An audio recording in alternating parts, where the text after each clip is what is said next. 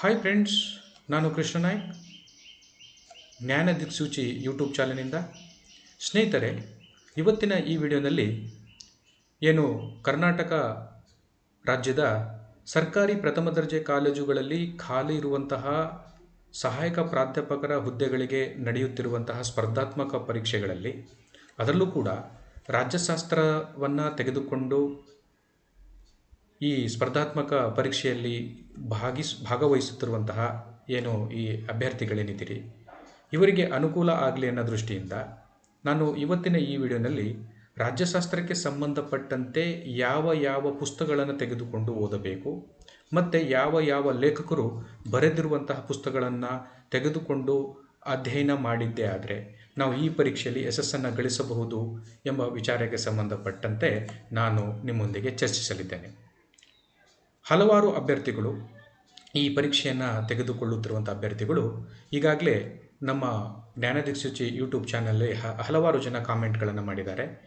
Sir, ನಮಗೆ ರಾಜ್ಯಶಾಸ್ತ್ರಕ್ಕೆ ಸಂಬಂಧಪಟ್ಟಂಥ ಯಾವ ಯಾವ ಪುಸ್ತಕಗಳನ್ನು ತೆಗೆದುಕೊಂಡು ಓದಿದರೆ ನಮಗೆ ಈ ಪರೀಕ್ಷೆಯಲ್ಲಿ ಯಶಸ್ಸನ್ನು ಗಳಿಸೋಕ್ಕೆ ಸಾಧ್ಯ ಆಗುತ್ತೆ, ಅಂತಹ ವಿಷಯಕ್ಕೆ ಸಂಬಂಧಪಟ್ಟಂತೆ, ರಾಜ್ಯಶಾಸ್ತ್ರಕ್ಕೆ ಸಂಬಂಧಪಟ್ಟಂತೆ ಯಾವ ಯಾವ ಪುಸ್ತಕಗಳನ್ನು ತೆಗೆದುಕೊಂಡು ಓದಬೇಕು ಎಂಬುದರ ಬಗ್ಗೆ ಒಂದು ವಿಡಿಯೋ ಮಾಡಿ ಅಂತ ಹೇಳಿದರು. ಆ ದೃಷ್ಟಿಯಿಂದ ನಿಮಗೆ ಅನುಕೂಲ ಆಗಲಿ ಅನ್ನೋ ದೃಷ್ಟಿಯಿಂದ ಈ ಸಹಾಯಕ ಪ್ರಾಧ್ಯಾಪಕರ ಹುದ್ದೆಗಳಿಗೆ ಸಂಬಂಧಪಟ್ಟಂತೆ, ಅದರಲ್ಲೂ ಕೂಡ ರಾಜ್ಯಶಾಸ್ತ್ರ ಅಧ್ಯಯನ ಮಾಡಿರುವಂಥ ಅಭ್ಯರ್ಥಿಗಳು ಏನು ಈ ಸ್ಪರ್ಧಾತ್ಮಕ ಪರೀಕ್ಷೆಯನ್ನು ತೆಗೆದುಕೊಳ್ಳುತ್ತಿದ್ದಾರೋ ಅವರಿಗೆ ಅನುಕೂಲ ಆಗಲಿ ಅನ್ನೋ ದೃಷ್ಟಿಯಿಂದ ನಾನು ಈ ಒಂದು ವಿಡಿಯೋನಲ್ಲಿ ರಾಜ್ಯಶಾಸ್ತ್ರಕ್ಕೆ ಸಂಬಂಧಪಟ್ಟಂತೆ ಯಾವೆಲ್ಲ ಪುಸ್ತಕಗಳನ್ನು ಕೊಂಡು ಓದಿದರೆ ಮತ್ತು ಯಾವ ಆಥರ್ಸ್ಗಳು ಅಥವಾ ಲೇಖಕರು ಬರೆದಿರುವಂಥ ಪುಸ್ತಕಗಳನ್ನು ಓದಿದರೆ ಉತ್ತಮ, ಹೆಚ್ಚು ಅಂಕಗಳನ್ನು ಗಳಿಸೋದಕ್ಕೆ ಸಾಧ್ಯ ಆಗುತ್ತೆ ಮತ್ತು ಹೆಚ್ಚು ನಮ್ಮ ವಿಷಯ ವ್ಯಾಪ್ತಿ, ಅದು ವಿಷಯವನ್ನು ಕವರ್ ಮಾಡಿರುವಂಥದ್ದು, ಅಂದರೆ ನಮಗೆ ಪರೀಕ್ಷೆಗೆ ಏನು ಕೇಳ್ತಾರೋ ಆ ವಿಷಯಗಳನ್ನು ಕವರ್ ಮಾಡಿರುವಂತಹ ಹೆಚ್ಚು ವಿಷಯಗಳನ್ನು ಒಳಗೊಂಡಿರುವಂತಹ ಯಾವ ಯಾವ ಪುಸ್ತಕಗಳನ್ನು ತೆಗೆದುಕೊಂಡು ನಾವು ಓದಬೇಕು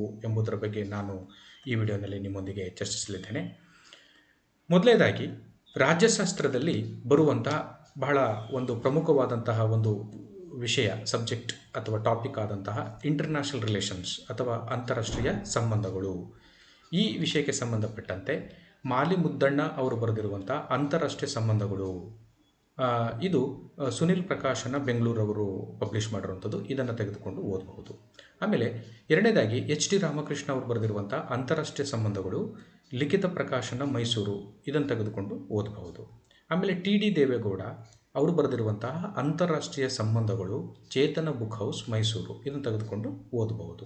ಅದೇ ರೀತಿಯಲ್ಲಿ ಎನ್ ಬಿ ಪಾಟೀಲ ಮತ್ತು ಜಿ ಬಿ ಶೀಲವಂತರ ಅವರು ಬರೆದಿರುವಂತಹ ಅಂತಾರಾಷ್ಟ್ರೀಯ ಸಂಬಂಧಗಳು ಮತ್ತು ಅಂತಾರಾಷ್ಟ್ರೀಯ ಸಂಸ್ಥೆಗಳು, ಇದು ಅರುಣ ಪ್ರಕಾಶನ ಬಾಗಲಕೋಟೆ ಇವರು ಬರೆದಿರುವಂಥ ಒಂದು ಪುಸ್ತಕವನ್ನು ತೆಗೆದುಕೊಂಡು ನೀವು ಓದಬಹುದು ಕನ್ನಡದಲ್ಲಾದರೆ.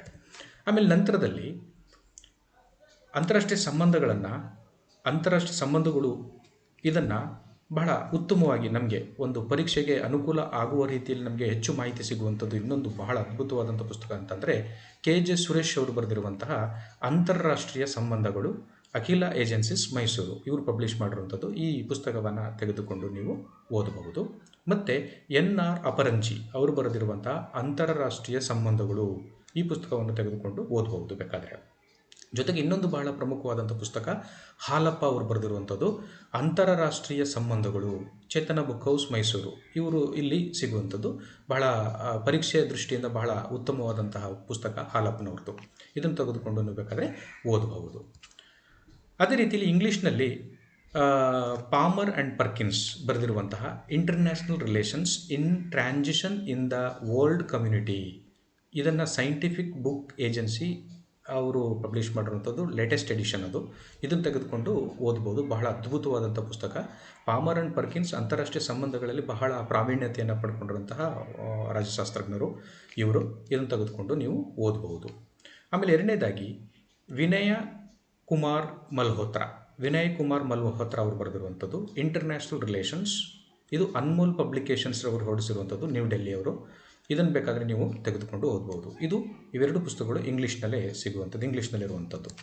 ಆಮೇಲೆ ಇನ್ನೊಂದು ಇಂಗ್ಲೀಷ್ನಲ್ಲಿ ಇರುವಂಥ ಮತ್ತೊಂದು ಭಾಳ ಒಳ್ಳೆಯ ಪುಸ್ತಕ ಅಂತಂದರೆ ವಂದನಾ ವಿ ಅವರು ಬರೆದಿರುವಂಥ theory of international relations, Vikas publishing house, new Delhi. ಇದನ್ನು ಬೇಕಾದರೆ ತೆಗೆದುಕೊಂಡು ಓದಬಹುದು. ಆ ನಂತರದಲ್ಲಿ ರಾಜಕೀಯ ಸಿದ್ಧಾಂತ, ಇದು ಕನ್ನಡದಲ್ಲಿ ಯಾವ ಪುಸ್ತಕಗಳನ್ನು ತೆಗೆದುಕೊಂಡು ಓದಬೇಕು ಅಂತಂದರೆ ಅದರಲ್ಲಿ KJ ಸುರೇಶ್ ಅವರು ಬರೆದಿರುವಂತಹ ರಾಜಕೀಯ ಸಿದ್ಧಾಂತ ಈ ಪುಸ್ತಕವನ್ನು ತೆಗೆದುಕೊಂಡು ಓದಬಹುದು. HC ಲೋಹಿತಾಶ್ವ ರಾಜಕೀಯ ಸಿದ್ಧಾಂತ ಮತ್ತು ಚಿಂತಕರು ಅನ್ನೋ ಪುಸ್ತಕ ಇದೆ. ಇದನ್ನು ಬೇಕಾದರೂ ತೆಗೆದುಕೊಂಡು ಓದಬಹುದು.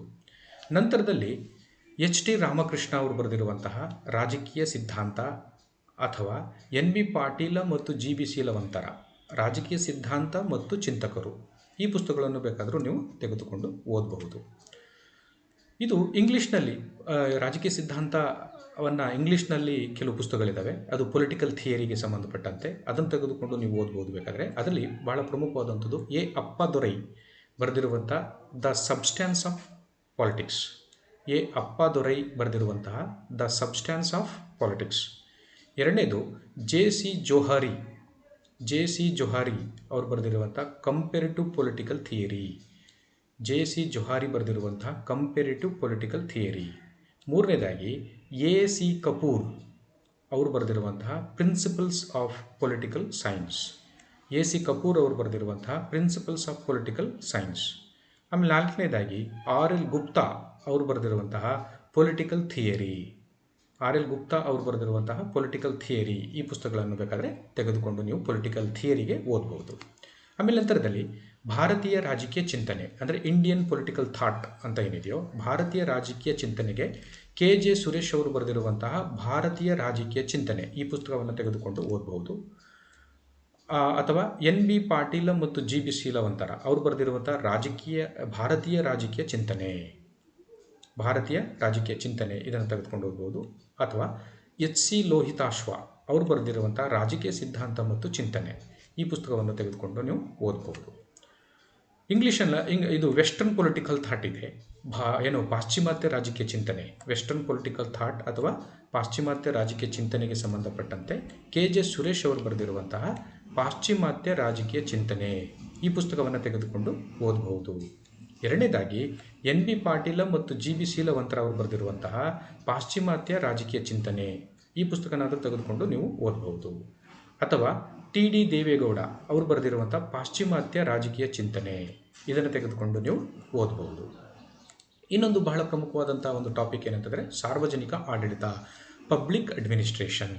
ಇದರಲ್ಲಿ HT ರಾಮಕೃಷ್ಣ ಅವರು ಬರೆದಿರುವಂತಹ ಸಾರ್ವಜನಿಕ ಆಡಳಿತ ಅಥವಾ NB ಪಾಟೀಲ ಮತ್ತು GB ಶೀಲವಂತರ ಅವರು ಬರೆದಿರುವಂತಹ ಸಾರ್ವಜನಿಕ ಆಡಳಿತ ಅಥವಾ TD ದೇವೇಗೌಡ ಅವರು ಬರೆದಿರುವಂತಹ ಸಾರ್ವಜನಿಕ ಆಡಳಿತ ಈ ಪುಸ್ತಕವನ್ನು ತೆಗೆದುಕೊಂಡು ನೀವು ಓದಬಹುದು.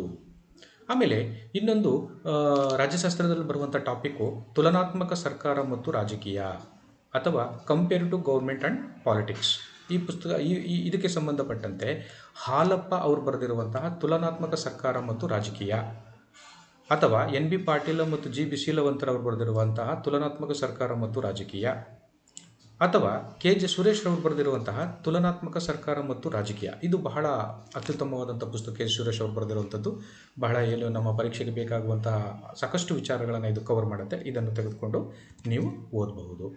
ನಂತರ ಭಾರತ ಸಂವಿಧಾನ, ಇಂಡಿಯನ್ ಕಾನ್ಸ್ಟಿಟ್ಯೂಷನ್, ಭಾರತ ಸಂವಿಧಾನಕ್ಕೆ ಸಂಬಂಧಪಟ್ಟಂತೆ ಕನ್ನಡದಲ್ಲಿ HM ರಾಜಶೇಖರ್ ಅವರು ಬರೆದಿರುವಂತಹ ಭಾರತದ ಸಂವಿಧಾನ ಮತ್ತು ಸರ್ಕಾರ.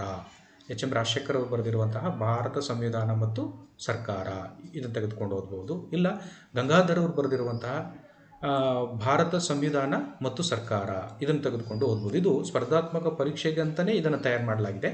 ಗಂಗಾಧರ್ ಅವರು ಬರೆದಿರುವಂಥದ್ದು ಇದನ್ನು ತೆಗೆದುಕೊಂಡು ನೀವು ಓದಬಹುದು. ಇಲ್ಲ ಇಂಗ್ಲೀಷ್ನಲ್ಲಾದರೆ M ಲಕ್ಷ್ಮೀಕಾಂತ್ ಅವರು ಬರೆದಿರುವಂತಹ ಇಂಡಿಯನ್ ಪೊಲಿಟಿ. M ಲಕ್ಷ್ಮೀಕಾಂತ್ ಅವರು ಬರೆದಿರುವಂತಹ ಇಂಡಿಯನ್ ಪೊಲಿಟಿ ಬಹಳ ಅದ್ಭುತವಾದಂಥ ಪುಸ್ತಕ. ಇದನ್ನು ನೀವು ತೆಗೆದುಕೊಂಡು ಓದಿದರೆ ಭಾರತ ಸಂವಿಧಾನಕ್ಕೆ ಸಂಬಂಧಪಟ್ಟಂತೆ ಹೆಚ್ಚು ಮಾಹಿತಿಯನ್ನು ನೀವು ಇದರಲ್ಲಿ ಕಲೆಕ್ಟ್ ಮಾಡಬಹುದು. ಅಭ್ಯರ್ಥಿಗಳೇ, ಇಲ್ಲಿವರೆಗೆ ನಾನು ಏನು ಈ ರಾಜ್ಯಶಾಸ್ತ್ರವನ್ನು ಅಧ್ಯಯನ ಮಾಡಿ ಏನು ಸಹಾಯಕ ಪ್ರಾಧ್ಯಾಪಕರ ಹುದ್ದೆಗೆ ಈಗೇನು ನಿಗದಿಪಡಿಸಿರುವಂಥ ಏನು ಸ್ಪರ್ಧಾತ್ಮಕ ಪರೀಕ್ಷೆ ಏನಿದೆಯೋ ಈ ಸ್ಪರ್ಧಾತ್ಮಕ ಪರೀಕ್ಷೆಗಳಿಗೆ ತಯಾರಾಗುತ್ತಿರುವಂತಹ ರಾಜ್ಯಶಾಸ್ತ್ರದ ಅಭ್ಯರ್ಥಿಗಳಿಗೆ ಅನುಕೂಲ ಆಗಲಿ ಅಂತ ರಾಜ್ಯಶಾಸ್ತ್ರಕ್ಕೆ ಸಂಬಂಧಪಟ್ಟಂತೆ ಯಾವ ಪುಸ್ತಕಗಳನ್ನು ತೆಗೆದುಕೊಂಡು ಓದಿದರೆ ನಮಗೆ ಅನುಕೂಲ ಆಗುತ್ತೆ ಎಂಬ ವಿಚಾರಕ್ಕೆ ಹಲವಾರು ಜನ ನಮ್ಮಲ್ಲಿ ಕೇಳಿದರು.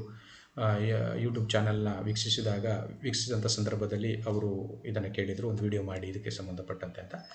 ನಾನು ರಾಜ್ಯಶಾಸ್ತ್ರದ ವಿಷಯಕ್ಕೆ ಸಂಬಂಧಪಟ್ಟಂತೆ ಯಾವ್ಯಾವ ಪುಸ್ತಕಗಳನ್ನು ಯಾವ್ಯಾವ ಆಥರ್ಸು ಅಥವಾ ಲೇಖಕರು ಬರೆದಿರುವಂಥ ಪುಸ್ತಕಗಳನ್ನು ತೆಗೆದುಕೊಂಡು ಓದಿದರೆ ಈ ಪರೀಕ್ಷೆಯಲ್ಲಿ ಯಶಸ್ಸನ್ನು ಸಾಧಿಸ್ಬೋದು ಎಂಬ ವಿಚಾರವನ್ನು ನಾನು ಇಲ್ಲಿ ನಿಮಗೆ ತಿಳಿಸಿದ್ದೇನೆ.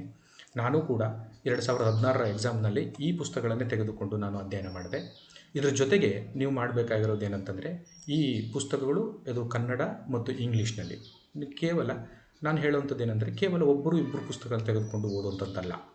ನಾನು ಹೇಳಿದ್ರಲ್ಲಿ ಹಲವಾರು ಏನು ಕನ್ನಡದಲ್ಲಿ ಸಾಕಷ್ಟು ಪುಸ್ತಕಗಳ ಬಗ್ಗೆ ಹೇಳಿದೆ, ಒಳ್ಳೊಳ್ಳೆ ಆಥರ್ಸ್ ಬಗ್ಗೆ ಹೇಳಿದೆ, ಇಂಗ್ಲೀಷ್ನಲ್ಲೂ ಸಾಕಷ್ಟು ಪುಸ್ತಕಗಳು ಆಥರ್ಸ್ಗಳ ಬಗ್ಗೆ ಹೇಳಿದೆ. ನೀವೇನು ಮಾಡಬೇಕು, ಸಾಧ್ಯವಾದಷ್ಟು ಇಂಗ್ಲೀಷು ಮತ್ತು ಕನ್ನಡ ಇವೆರಡೂ ವರ್ಷನಲ್ಲಿ ಬರೆದಿರುವಂಥ ಅಥವಾ ಬೇರೆ ಬೇರೆ ಆಥರ್ಸ್ಗಳ ಪುಸ್ತಕಗಳನ್ನು ನೀವು ತೆಗೆದುಕೊಂಡು ಓದಬೇಕು. ಒಬ್ಬರೇ ಆಥರ್ಸು ಒಬ್ಬರೇ ಲೇಖಕರು ಬರೆದಿರೋ ಪುಸ್ತಕಗಳನ್ನು ನೀವು ಓದೋದ್ರಿಂದ ಏನಾಗುತ್ತೆ ಅಂತಂದರೆ ಕೆಲವು ವಿಷಯಗಳು ಬಿಟ್ಟು ಹೋಗ್ತವೆ. ಆದ್ದರಿಂದ ಇನ್ನೊಬ್ಬರು ಆಥರ್ಸು ಅಥವಾ ಲೇಖಕರು ಬರೆದಿರುವಂಥ ಪುಸ್ತಕಗಳನ್ನು ತೆಗೆದುಕೊಂಡು ಹೋದಾಗ ಏನಾಗುತ್ತೆ, ಇಲ್ಲಿ ಬಿಟ್ಟೋಗಿರುವಂಥ ವಿಷಯಗಳು ಮತ್ತೊಂದರಲ್ಲಿ ಅದರಲ್ಲಿ ಸಿಗುತ್ತೆ. ಅದರ ಜೊತೆಗೆ ನೀವು ಏನು ಈ ಪತ್ರಿಕೆಗಳು, ಮಾಸಿಕ ಪತ್ರಿಕೆಗಳು, ಸ್ಪರ್ಧಾ ಸ್ಫೂರ್ತಿ, ಸ್ಪರ್ಧಾ ಜಗತ್ತು, ಸ್ಪರ್ಧಾ ಚೈತ್ರ, ಈ ಏನೇನು ಈ ಏನೋ ಮ್ಯಾಗ್ಝಿನ್ಸ್ಗಳನ್ನು ಬರ್ತಾ ಇದ್ದಾವಲ್ಲ, ಇಂಥದ್ರಲ್ಲಿ ಎಂಥವು ಕೆಲವನ್ನ ತೆಗೆದುಕೊಂಡು ನೀವು ಪ್ರತಿ ತಿಂಗಳು ಓದಬೇಕು. ಜೊತೆಗೆ ಮತ್ತು ಇದು ಏನು ಇಂಟರ್ನೆಟ್ಟು ಸಾಧ್ಯವಾದಷ್ಟು ನೋಡಿ, ಈಗ ನಿಮಗೆ ಪುಸ್ತಕದಲ್ಲಿ ಸಿಗೋದಕ್ಕಿಂತ ಹೆಚ್ಚಾಗಿ ಇಂಟರ್ನೆಟ್ನಲ್ಲೇ ಸಾಕಷ್ಟು ವಿಷಯಗಳು ಸಿಗ್ತವೆ. ರಾಜ್ಯಶಾಸ್ತ್ರಕ್ಕೆ ಸಂಬಂಧಪಟ್ಟಂತೆ ನಾನು ಈಗೇನು ಹೇಳಿದೆ ಆ ಟಾಪಿಕ್ ಬಗ್ಗೆ ಹೆಚ್ಚು ವಿಚಾರಗಳು ನಿಮಗೆ ವೆಬ್ಸೈಟಲ್ಲಿ ಸಿಗುತ್ತೆ. ಅದರಿಂದ ನೀವು ಭಾಳ ಮುಖ್ಯವಾಗಿ ಮಾಡಬೇಕಾಗಿರೋ ಒಂದು ಕಾರ್ಯ ಏನಂತಂದರೆ, ನೀವೆಲ್ಲರೂ ಕೂಡ ಇಂಟರ್ನೆಟ್ ಯೂಸ್ ಮಾಡುವಂಥದ್ದನ್ನು ಮಾಡಬೇಕು. ನಾನು ಕೂಡ ಸಾಕಷ್ಟು KS ಆಗಿರ್ಬೋದು, KS 2 ಸಲ ನಂದು ಪ್ರಿಲಿಮ್ಸ್ ಮೇನ್ಸ್ ಆಗಿ ಇಂಟರ್ವ್ಯೂ ಇದಾಯಿತು, ಮತ್ತು KSET ನೆಟ್ಟು ಆಯಿತು, ಮತ್ತು ಅಸಿಸ್ಟೆಂಟ್ ಪ್ರೊಫೆಸರ್ದಾಯಿತು, PU ಕಾಲೇಜ್ ಲೆಕ್ಚರ್ದಾಗಿತ್ತು, ST ಆಗಿತ್ತು, FD ಆಗಿತ್ತು. ಇವೆಲ್ಲನೂ ನಾನು ಈ ಸ್ಪರ್ಧಾತ್ಮಕ ಪರೀಕ್ಷೆಗಳಲ್ಲಿ ನಾನು ಯಶಸ್ಸು ಗಳಿಸಬೇಕಾದ್ರೆ ನಾನು ಹೆಚ್ಚು ಪುಸ್ತಕ ಓದೋದಕ್ಕಿಂತ ಇಂಟರ್ನೆಟ್ನ ಯೂಸ್ ಮಾಡಿದೆ ಹೆಚ್ಚಾಗಿ. ಯಾಕೆಂದರೆ ನಿಮಗೆ ಯಾವ ಟಾಪಿಕ್ ಬೇಕೋ ಅದನ್ನು ಸರ್ಚ್ನಲ್ಲಿ ನೀವು ಕೊಟ್ಟು ನಿಮಗೆ ಬೇಕಾದಂಥ ವಿಷಯಗಳನ್ನು ನೀವು ಇಂಟರ್ನೆಟ್ಟಿಂದ ಪಡ್ಕೋಬಹುದು.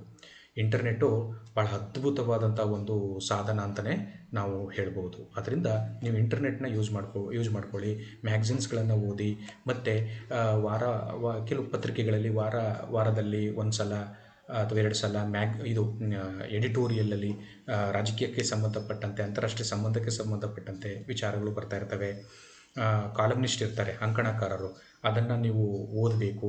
ಅದನ್ನೆಲ್ಲ ತೆಗೆದುಕೊಂಡು ನೀವು ಓದಿದರೆ, ಮತ್ತು ಒಂದು 2 ಕನ್ನಡ ಪತ್ರಿಕೆ news paper, 1-2 English news paper, ಇದನ್ನು ತೆಗೆದುಕೊಂಡು, ಅಂದರೆ ನೀವು ಬೇಕಾದರೆ ಒಂದು ಟೈಮ್ಸ್ ಆಫ್ ಇಂಡಿಯಾನೋ, ದ ಹಿಂದೂನೋ ಇಂಗ್ಲೀಷ್ನಲ್ಲಾದರೆ, ಕನ್ನಡದಲ್ಲಾದರೆ ಬೇಕಾದರೆ ನೀವು ಪ್ರಜಾವಾಣಿನೋ, ವಿಜಯವಾಣಿನೋ ಅಥವಾ ವಿಜಯ ಕರ್ನಾಟಕನೋ, ಕನ್ನಡಪ್ರಭನೋ ಯಾವುದಾದ್ರು 1-2 ಪತ್ರಿಕೆಗಳನ್ನು ತೆಗೆದುಕೊಂಡು ನೀವು ಓದಿದರೆ, ಅದನ್ನು ಬೇಕಾದರೆ ಕಾಪಿನೇ ನಾನು ನ್ಯೂಸ್ ಪತ್ರಿಕೆಯನ್ನು ನಾನು ತರಿಸ್ಕೊಂಡೇ ಓದಬೇಕಂತೇನೆ ಈಗೇನಿಲ್ಲ. ಈ ನ್ಯೂಸ್ ಪೇಪರ್ಗಳು ಎಲ್ಲ ನಿಮಗೆ ಈ ವಿಜಯವಾಣಿ, ಈ ವಿಜಯ ಕರ್ನಾಟಕ ಎಲ್ಲವೂ ನಿಮಗೆ ಇಂಟರ್ನೆಟ್ಟಲ್ಲಿ ಆ್ಯಪ್ಗಳಲ್ಲೇ ಸಿಗ್ತವೆ. ಅದರಲ್ಲೂ ಕೂಡ ತೆಗೆದುಕೊಂಡು ನೀವು ಡೈಲಿ ಓದ್ಬೋದು. ಆದ್ದರಿಂದ ನೀವು ನಾನೇನು ಈ ಪುಸ್ತಕಗಳಿಗೆ ಹೇಳಿದೆ, ಇದ್ರ ಜೊತೆಗೆ ಅಡಿಷ್ನಲ್ ಆಗಿ ಇಂಟರ್ನೆಟ್ ಯೂಸ್ ಮಾಡೋದು, ಮ್ಯಾಗ್ಝಿನ್ ಯೂಸ್ ಮಾಡುವಂಥದ್ದು, ರಾಜ್ಯಶಾಸ್ತ್ರಕ್ಕೆ ಸಂಬಂಧಪಟ್ಟಂತೆ ಮಾರುಕಟ್ಟೆಗಳೆಲ್ಲ ಹಲವಾರು ಬೇರೆ ಬೇರೆ ಪರೀಕ್ಷೆಗಳಿಗೋಸ್ಕರ ತಯಾರಿಸಾಗಿರುವಂಥ ಪುಸ್ತಕಗಳು ಕೆಲವು ಬರ್ತವೆ. ಅದನ್ನೆಲ್ಲ ತೆಗೆದುಕೊಂಡು ಓದಿದರೆ ನೀವು ಖಂಡಿತವಾಗಿ ಈ ಸ್ಪರ್ಧಾತ್ಮಕ ಪರೀಕ್ಷೆಯಲ್ಲಿ ಯಶಸ್ಸನ್ನು ಗಳಿಸ್ಬೋದು.